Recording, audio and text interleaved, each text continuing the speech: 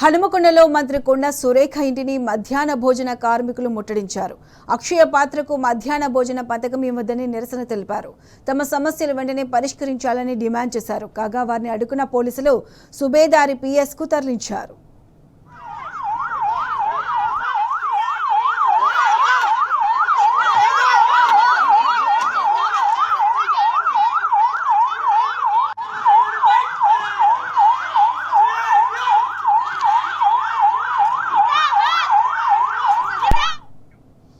Ready ఇదే అంశానికి సంబంధించి పూర్తి అప్డేట్స్ మా ప్రతినిధి రవికాంత్ అందిస్తారు. రవికాంత్, చెప్పండి.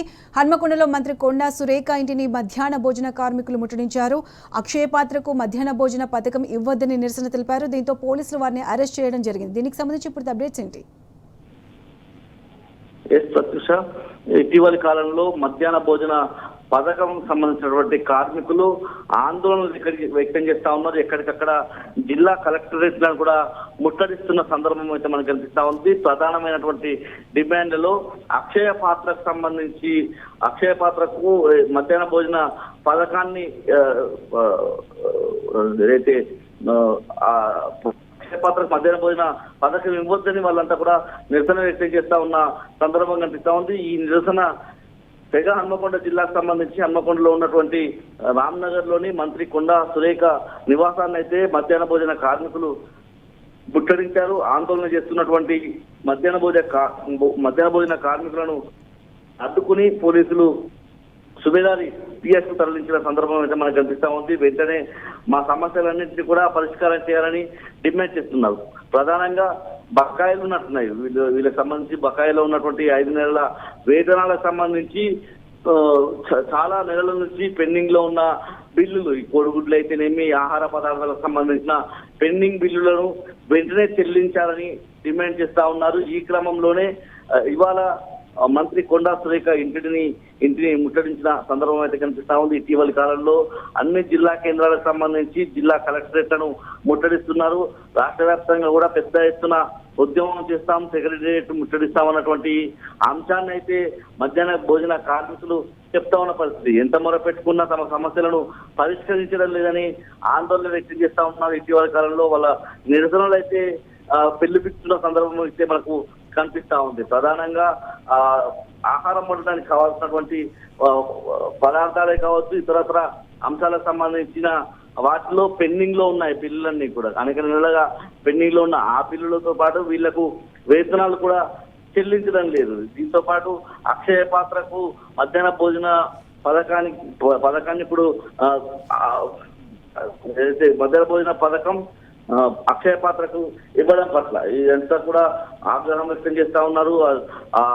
అక్షయ పాత్రకు మధ్యాహ్న భోజన పథకంతో కలపొద్దన్నటువంటి అంశాన్ని అయితే వ్యక్తం చేస్తా ఉన్నారు. ఈ క్రమంలోనే మంత్రి కొండా సురేఖ ఇంటిని ముట్టడించినటువంటి మధ్యాహ్న భోజన కార్మికుల యత్నాలను అయితే పోలీసులు విఫలం చేశారు. అక్కడే చాలాసేపు అయితే మధ్యాహ్న భోజన కార్మికులు మంత్రి కొండా సురేఖ ఇంటి ముందు ఆందోళన వ్యక్తం చేశారు. అక్కడే బైఠాయించి తమ నిరసన వ్యక్తం చేస్తున్న సందర్భం కనిపిస్తా ఉంది. ప్రధానంగా మా సమస్యలన్నీ కూడా వెంటనే పరిష్కరించాలని డిమాండ్ చేస్తున్న క్రమంలో అక్కడ చేరుకున్నటువంటి పోలీసులు మధ్యాహ్న భోజన కార్మికులందరినీ కూడా అరెస్ట్ చేసి పోలీస్ స్టేషన్ కి అయితే తరలించారు. Right Ravikanth, thanks for the updates.